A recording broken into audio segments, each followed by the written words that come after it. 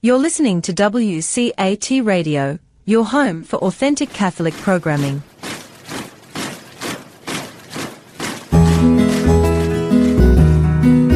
Welcome to the Catholic Mama, where you'll learn how to deepen and defend your faith, find comfort as we share the vocation of parenthood, and learn how to raise your children confidently Catholic.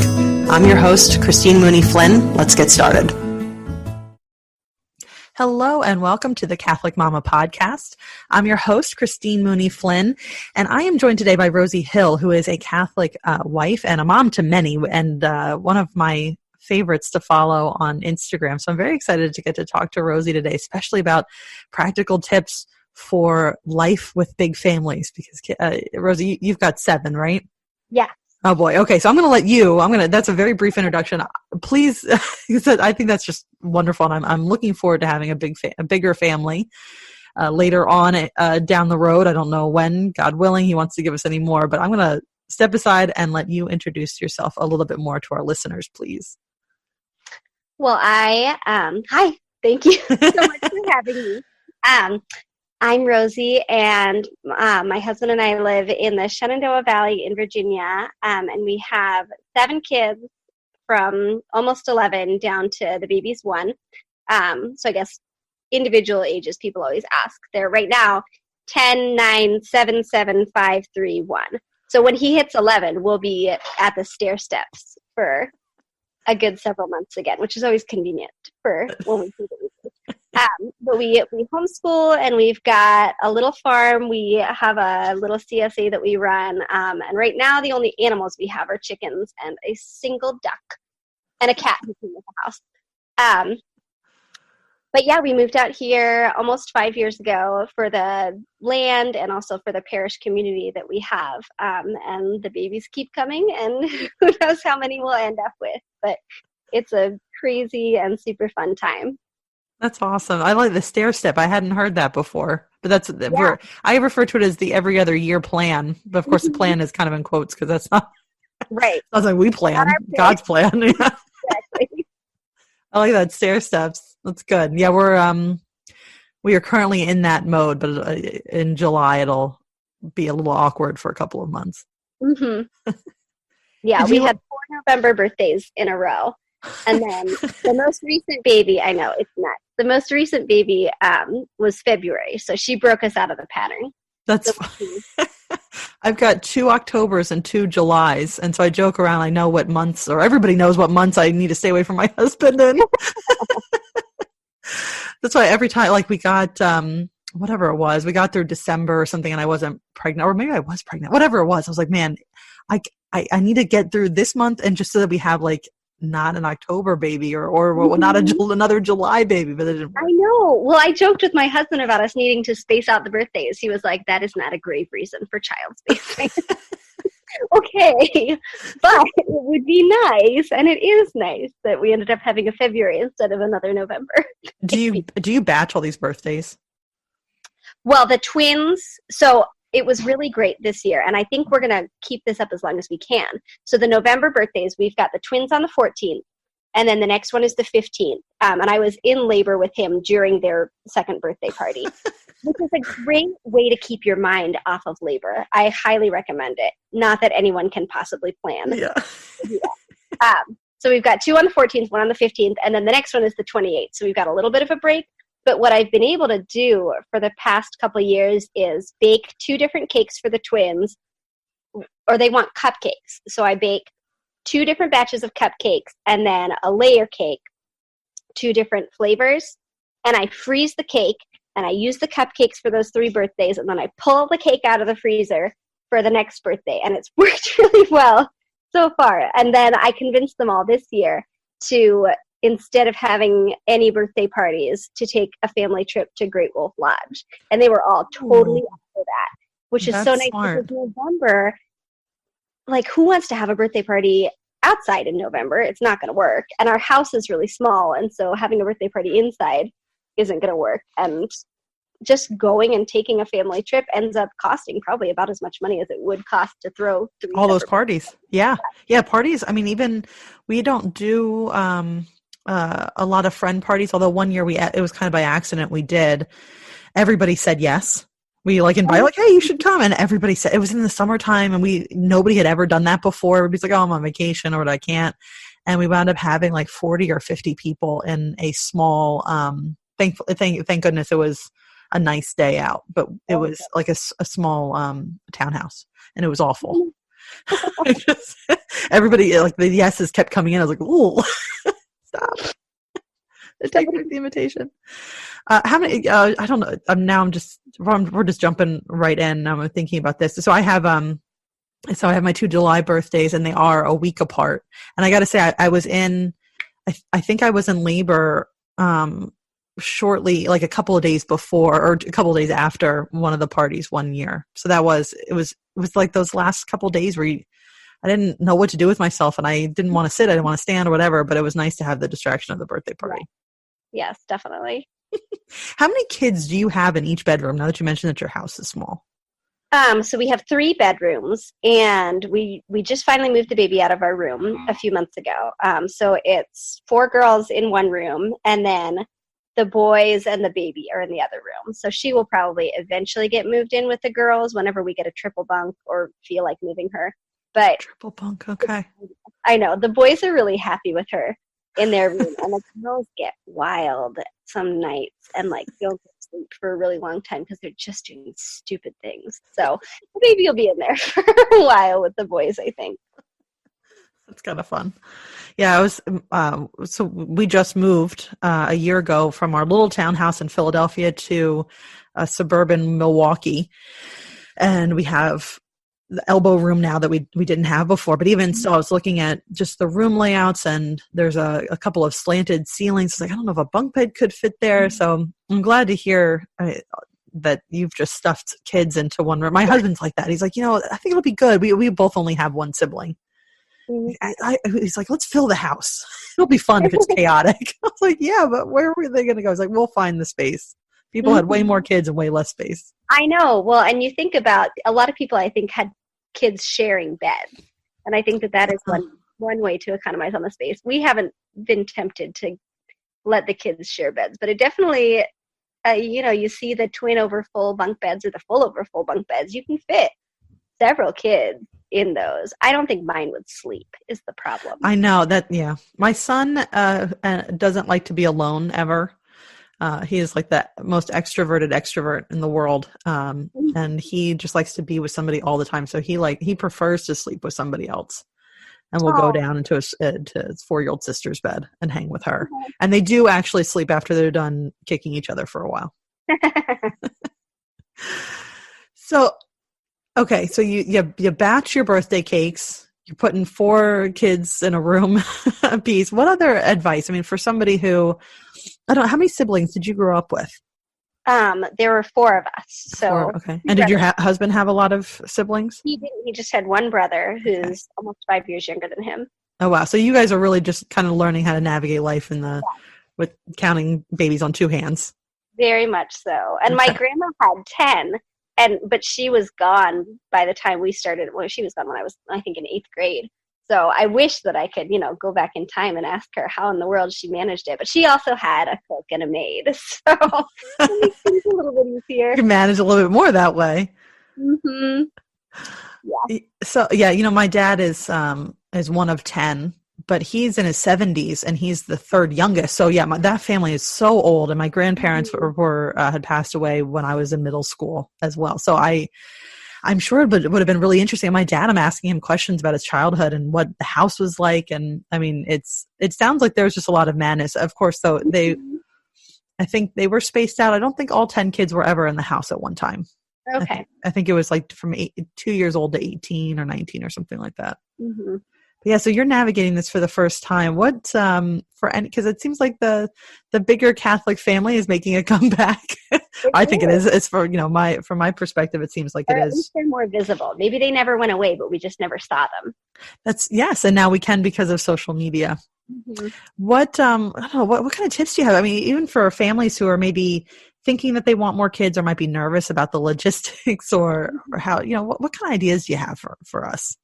Well, I've been talking with friends a lot about food lately, just trying to figure out, because going to the grocery store is really tricky. You never really know what, you're going to get. And I'm not a super type A person in general, but when it comes to food, I really am. Like, we cannot have unlimited snacking or we'll run out of food in 2 days. So they have, like, I restrict the snack foods that they're allowed to have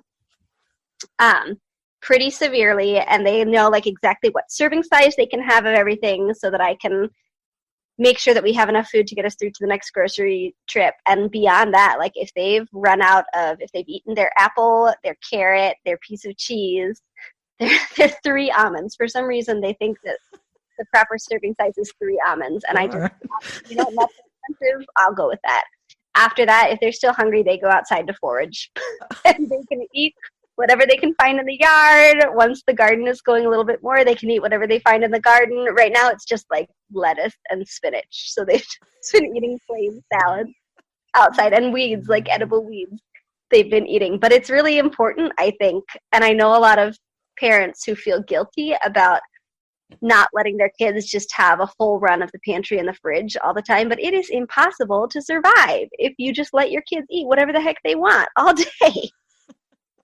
Yeah, my husband and I have brought back the phrase, it'll ruin your appetite.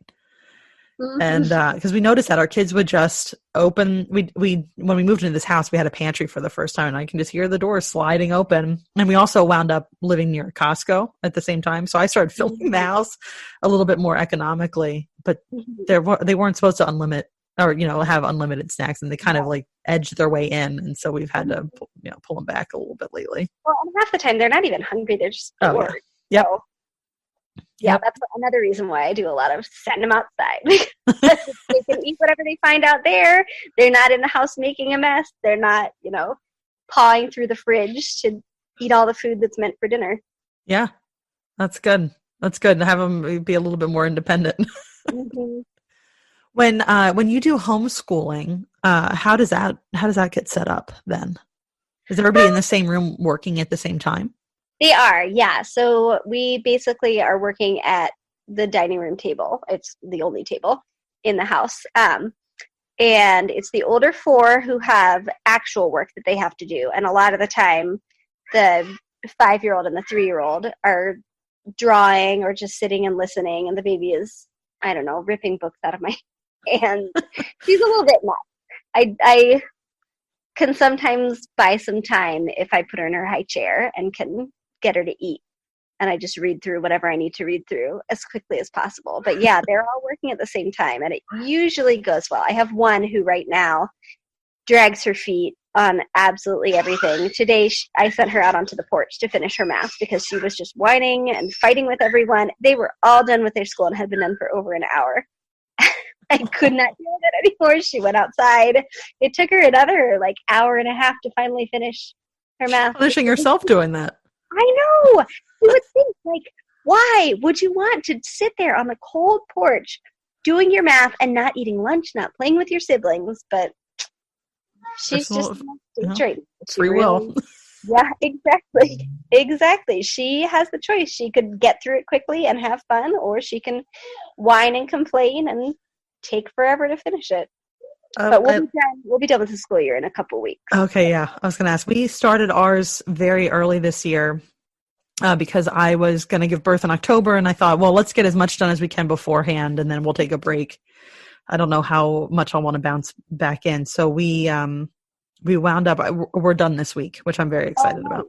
Yes. And we've really started to, it's kind of like a free year anyway. In Wisconsin, you don't have to declare your child as homeschooled. We'll still have it all next year. We don't have to register our kid as a homeschool, our children as homeschooled. So we've got some time. This was kind of like, let's see if we can do this kind of year. Yeah. And what a good year to try it. Yeah. Especially with everything going on right now. Yeah. And my son, and it's actually kind of good. My son was saying, because we joined a co-op, and we had a bunch of activities and things that, we just moved to the area, and I wanted to try to get a good social circle up and running. And my oldest was like, can we just stay home? He's like, I don't want to go out anywhere. And then this happened a week later. I was like, well, there you go. My extroverted son didn't want to go anywhere. Who knows? He's like an extroverted homebody, I guess. Yeah. Yeah, I know how it is. Do you meal plan pretty? You said about the snacks that you have a good system for that. Do you meal plan pretty heavily as well? I try to. It ebbs and flows, and I've been doing pretty well at it. But it's trickier again because I'll try to plan something and then not entirely know what there's going to be available at the grocery stores. But I do try to meal plan weekly. I can't do any longer than a week at a time because I just don't know what we're going to want, what's going to be available, anything like that. Yeah. I've looked at even just slow cooker meal plans for a whole month or whatever, and it does not work for us. No. Also, I can't eat something cooked in a slow cooker every night for that long. I know. It's so attractive to see the like giant batch cooking freezer meals and like have your freezer stocked with whatever, but none of those meals look very appetizing. No, they don't. Yeah, I'm not the only one that thinks that. I know. We eat pretty simply, and if I don't have a plan, I notice that I'm really grumpy because it's like the number one stressor in my life, figuring out what to eat, and the kids will ask nonstop. So I have a menu, like one of those big magnetic menus up on the fridge, and I fill it in there so that the kids don't ask me every 7 seconds what we're having for dinner. And then my husband can see it, and if it's something that he knows he doesn't like, he'll make sure to eat a big lunch when he's at work. That's good. That's good. Kids, I guess, don't have that option.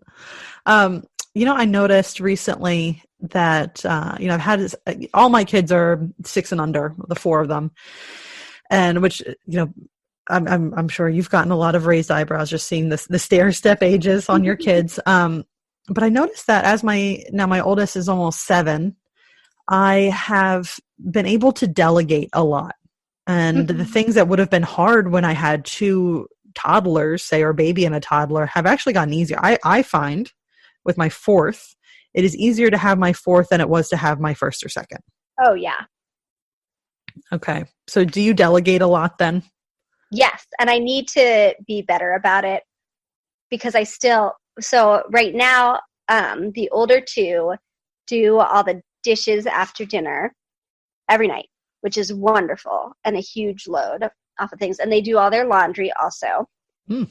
And so we're trying to train the 7-year-olds into getting. How old were they when they started doing like the dishes and their own laundry? I think we switched over when the oldest hit 9. Okay. We started making him do more dishes. And I think they were 9 and 7, maybe 8 and 7. Okay. When we had them start doing their laundry. And they were helping me with it before then. But there just came a point where I was like, this is not possible. There are so many of you. There's one of me. I cannot ask your father when he works all day to come home and do nothing but laundry. Because that's what it was like when we had 4 under 4. We would, finish with the day and get the kids to bed. And we would just sit downstairs folding laundry or doing dishes every single night. Oh, man. don't even understand how we survived. It was fine. We did it. We got through. But wow, it was just nonstop back then. So it's really nice having a little bit more breathing room. Yeah. It's helping more. And a lot of them, they can put away their laundry, the little kids, and they can do a certain amount of folding also. And they clean up. They don't do a great job cleaning up, but they do it. And they can sweep and they can vacuum and things like that. So I'm working on getting them to do more, clean the bathrooms and clean the kitchen a little bit better. And we're getting there little by little. Yeah, I'm trying to remember. One of my big chores growing up, I remember, was cleaning a bathroom, and I think I started that around 7 or so. Mm-hmm. So my son doesn't know what's coming yet. Yes, I know. Well, there's some of it that they really like doing. You give them a spray bottle and a rag and tell them to clean the baseboards. That is the coveted chore. Ooh, baseboard. Okay, all right. And my kids will randomly start cleaning windows, and I'm always happy to see that. Yes, anything that involves a spray bottle. Yeah, that's true. And let them do the windows. They love it. But it's definitely taken a load off. And they don't always do a great job on the things that they're asked to do, but it's better to be done and not perfect than not done at all. Right. So I've had to let go a little bit of my standards and just like draw them back if they do the dishes and I look at the knives that they cleaned and like all the handles are greasy, just bring them back in and remind them that, hey, you got to clean the handles and the blades, not just the blades. This is unpleasant to grab this silverware. Kids just make everything greasy anyway. You do. It's like it oozes out of them. I don't understand where it goes from. Oh, that's like apparently that's my husband's worst enemy is grease. That's his kryptonite. Oh, He no. sees like greasy hands. The toddler's just eating things with her hands and puts it up until it looks like she bathed in butter. And he's just got it like, oh, I got to step back. I can't. Yeah. It's unpleasant. The glistening all over their faces, and they want to give you a big hug. Of course they do. Yeah. That's actually really good about the basement. I just noticed that my kitchen cabinets have whatever the wooden features on them. It seems to collect particles of things, and I just noticed that, and I was like, oh, I should do that. Well, no, I'll just have my kids do it. Thank you. Yeah. Get an old toothbrush and let them scrub away at it. And that's a good idea. I wind up. I have a tendency. My kids fall back to fetchers. They fetch things for me. mm-hmm. I mean, they have so much energy. So a lot of what they do, they clean up a lot. And it's not always great. They want to wash dishes, and I let them. I just mostly let them wash their own right now. I don't really want them touching dishes. I'm gonna use. Yes. But they are. Yeah, it's amazing. I don't think you mentioned earlier that maybe parents today don't want to, or they feel bad about limiting their children's access to the pantry, or maybe they don't want to put too much pressure on them or take away their childhood in some way by asking them to do some work. But I think the kids actually like it. I mean, not always, but I think they like to be included. We've talked about how, this is kind of a team. It's not like we're all equals at all, but, we need to keep everything humming smoothly. We all have to do our part. They like it, and it sets them up to be successful adults. Like you see children whose parents didn't want to take away their childhood, and they get to college and they move into, an off-campus apartment with their friends, and they have no idea how to wash a plate because they never had responsibilities as children. And suddenly they're thrown into the real world and they have no clue what to do. Yeah. And that's why you get hashtags like adulting is hard, which drive me crazy. Because it's just basic living. Yeah, not that hard. Exactly. Like I'm teaching my kids to cook like it's a women's skill. No, it's a basic life skill. Everyone needs to know how to cook. Yeah, that's a good point. So my dad is the one of 10, and he wound up it drove my mom a little crazy actually after they got married, because he still insisted on doing his own laundry because it's just something that he had done since he was a child. But he knew how to cook and sew buttons back on and all that stuff. So he's just I think more independent than most men nowadays probably are. Or just any men or women. Yeah. Okay, so we've talked about birthdays, sleeping arrangements, homeschooling, food. Is there anything else that really comes to mind, or any reassurances that you can give to families who may be considering or are in the midst of having many, many children?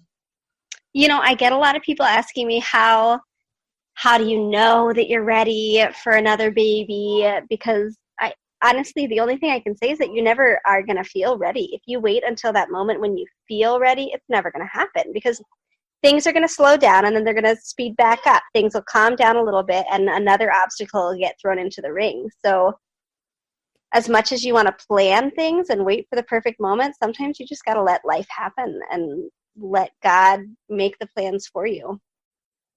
Yeah, I agree. I've and there's times where either way, when I found out that I was pregnant, I was excited about it anyway.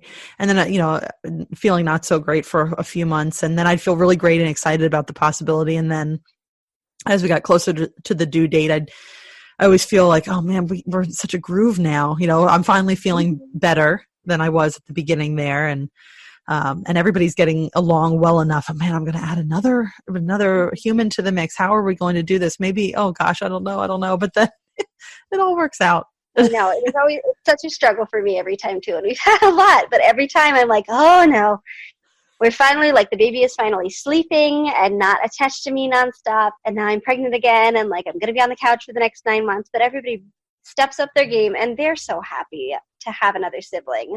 Like, I've told the kids, you know, that I feel guilty that we can't go anywhere for however many months it is from when I'm not feeling well until basically birth, because I'm sick all the way through. But they say it's worth it. They are always so much happier to have a new baby in the family than to have a little bit of extra time to go fun places. That's a wonderful, what a like, wonderful perspective. That's awesome.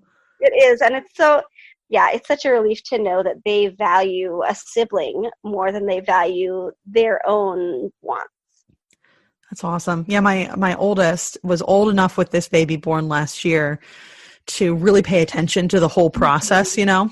And after she was born, and I was thinking, I was kind of gearing them up to know, like, remember, newborns, they don't really do anything. She's not going to play, you know, or the baby, I didn't know if it was a boy or girl. The baby didn't know, you know, isn't going to know you or whatever, or be able to interact very much.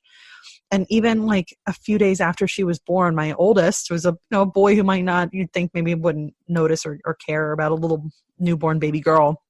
I was like, I didn't know babies were this fun.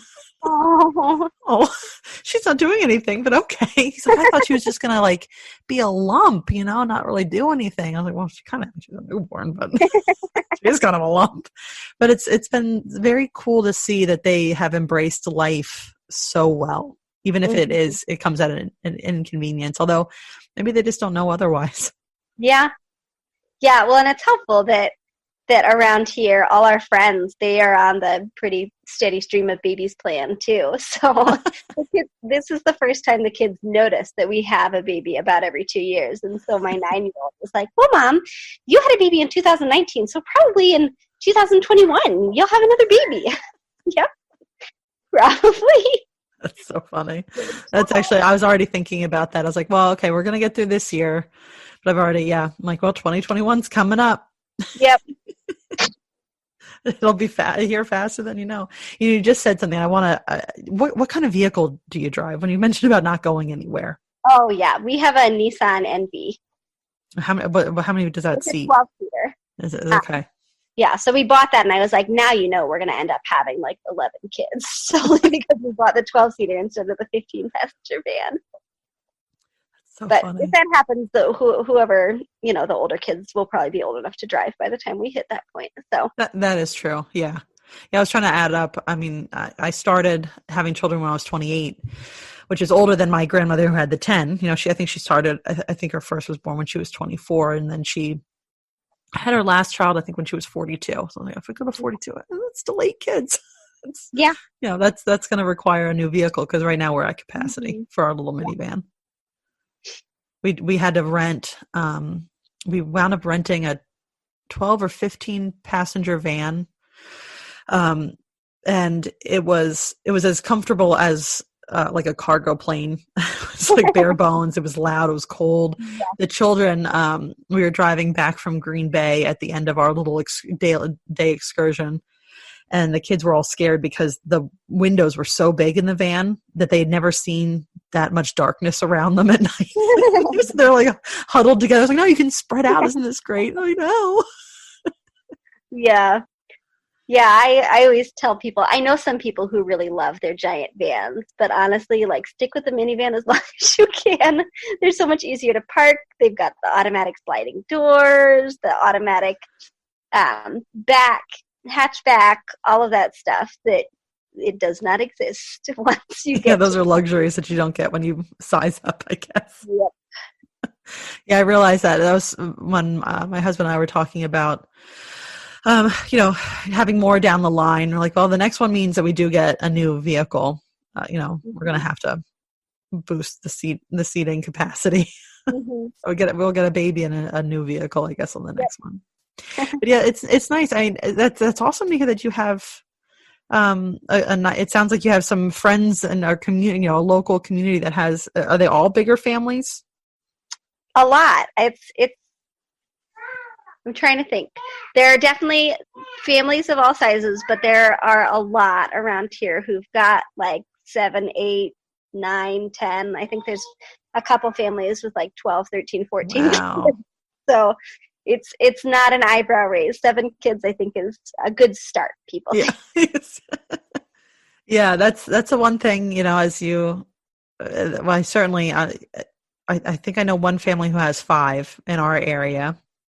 But yeah, there's definitely eyebrows raised, and I'm sure. But I figure after a while, people will stop raising their eyebrows. They'll just, oh, there come the Flynns, I know. Well, I think 5 was the moment when people realized, oh, they're just crazy. Like, there's not even any need to, especially since we had them all. We had the first one so close together because we had 4 under 4, and then we had 5 when our oldest was 5.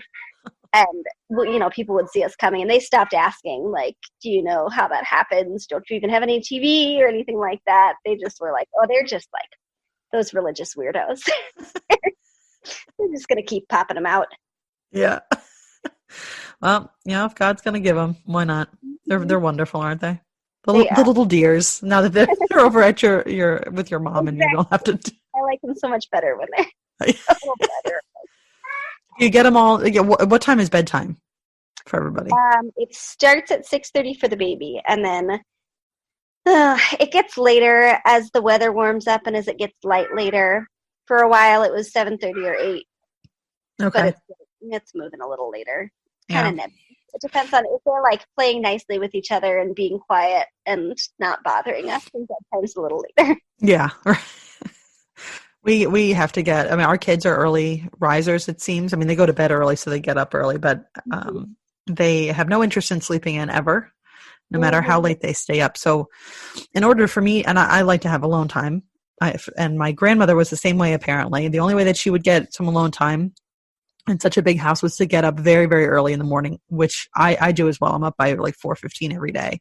Do you, how do you carve out time for yourself or for you and your husband with this many children? Well, right now, and it's been like this for a few years, when the baby is down for a nap after lunch, everybody goes outside for a good hour, hour and a half. And on nice days, they'll usually stay out way longer than that. But they are not allowed back in the house, even though they do still sometimes come back in. But I need my silence. I just need a quiet house for a while. So they go out. I, do my chores, whatever I need to do to tidy up. Usually the baby will end up waking up while they're out there, and so I just have to entertain her. But it's always nice just not to have the bickering for a little while. Yeah. And then early bedtimes or just setting them outside. Or sometimes we'll do silent dinners where they're just not allowed to talk unless they raise their hand. I feel like we were reading Little House, and one night they were so horribly loud and wouldn't stop talking and hollering during dinner. So I said, do you remember how Mary and Laura were not allowed to talk at the dinner table? Thinking that this would not work, that there was no way they would be quiet during dinner. But it did. And they stopped talking. And so when they get nuts at the dinner table, we just institute silent dinner, and it works so nicely. Oh, I can't wait. It's almost dinner time when we're recording this. I'm going to run up to my husband and tell him about this. Yeah. It's hilarious. I like that. That'd be good. Anyway, just training them to raise their hands, because it's hard to teach them that when they're not in a classroom and it's being forced on them. It is. We'll say it's a good behavior modification tool. Like that. Do you find, now I know your mom lives like super close by. Do you have a hard time getting somebody to watch all of your kids at once? Do you ever get that? We rarely ask anyone to. If we even have her babysit, it'll be when most of them are in bed already, because it's a little much. Yeah. And I feel like we're only a few years away from them being able to babysit themselves. That's true. So it's not something we've tried to do. Yeah, I figured that, because we have, we have the 4 now. We send I've just kept the baby with me this whole time. This is the first baby that I've had where I have been not in the workplace at all. So I haven't really bothered. I haven't bothered at all with like pumping milk or anything, which I always hated anyway. Oh yeah. So she just gets toted along with us everywhere, and we drop our 3 older ones at my in-laws or have my sister-in-law. She might come over and watch the kids. But I'm realizing that the more kids we have, the less likely it'll be that we'll be able to do that. Although they get older and then they're less work. So That I is feel true like too, yeah. if you've got kids in diapers, it's harder to find someone. But once they're older and you just need like the physical presence of an authority figure, Yeah. less. Help them with the TV if something's not working. Right. All right. Well, this is all very helpful. And I don't, I hope it's helpful for anybody listening. It's been very helpful for me anyway, because I know, we're an odd number, or the odd years that we add on another baby, it seems, since 2013. So I'm gearing up already because we're already almost halfway through this 2020, my free year.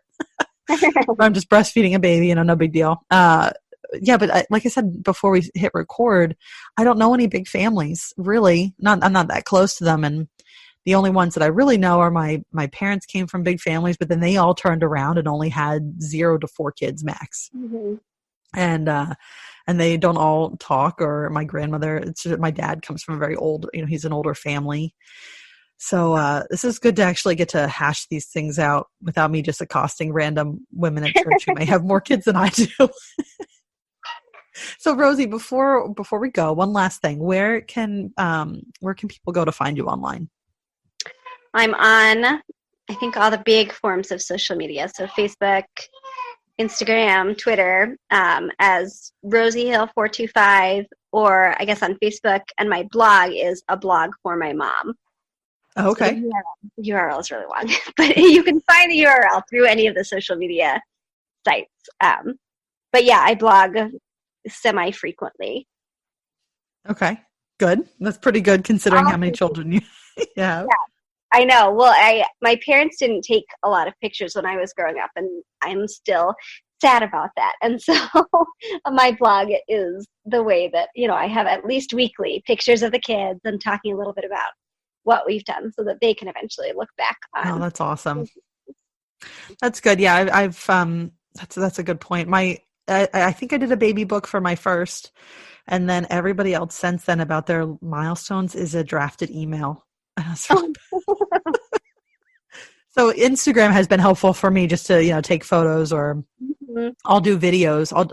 I'll just talk into the camera and save it and it'll back up to like Google or something. Nice. So I know it's out there. I have like a private YouTube channel just for myself. So I'm saving up, but cute. I don't really, it's just this drafted email. I was like, oh yeah, my poor children. It's better than nothing. Yes, I guess so. It's funny you said that one of my best friends growing up, her older sister, her parents were very young and didn't know or didn't think to really take a lot of photos, and there's like nothing of her. And I think that was probably a sore point at one time or two. Mm-hmm. Well, Rosie, thank you so much for taking some time out of your very busy life with your wonderful children and full house to talk to me and have everybody listen to life with a big family and practical tips. This is all super helpful. Well, thank you. Yeah. And for anybody listening, I will also put the links in the show notes of where you can find Rosie online. And all right. Awesome. Until next time, everyone. Don't forget to head over to thecatholicmama.com to get your free copy of How to Talk to Your Kids About God. This handy little ebook will teach you how to broach the topic of God with your children, or how to respond to your kids when they want to talk about God, as well as give you answers to 7 of the trickiest questions about the faith that Christian parents face. You'll love the easy-to-understand grown-up answers, the pared-down but not talked-down answers you can share with your kids, plus recommended resources if you'd like to deepen your understanding of the topic. Get yours free at thecatholicmama.com. Hello, God's beloved.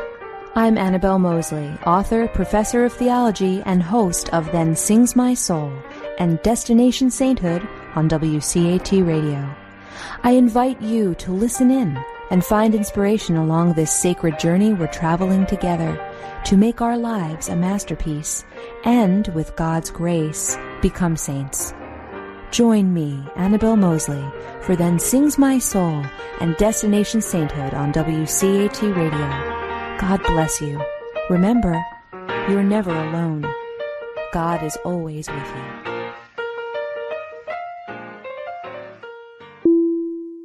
Thank you for listening to a production of WCAT Radio. Please join us in our mission of evangelization, and don't forget, Love lifts up when knowledge takes flight.